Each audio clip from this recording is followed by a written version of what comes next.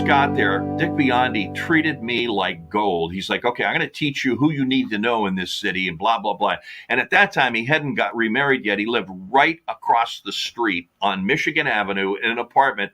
So he came down the elevator, crossed the street, and went up the elevator to work. But he introduced me to everybody, which was amazing because Dick Biondi was massive in that town from the early days of WLS when, 1960, when rock and roll started, he was there.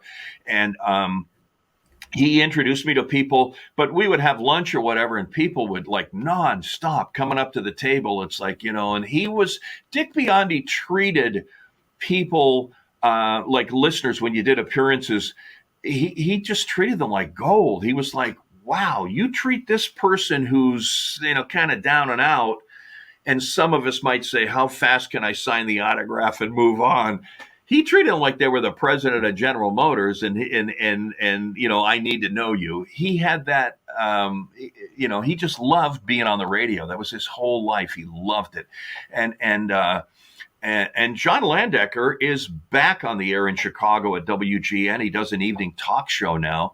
So, I mean, that's 50 years ago that he was in Chicago on the air. So, yeah, it's an amazing town, radio town, where people, and I don't know what happened lately, but in those days, it was pretty special to be on the radio in that town and be the afternoon guy and working with legends. They're in the both of those guys are in the Radio Hall of Fame, and deservedly,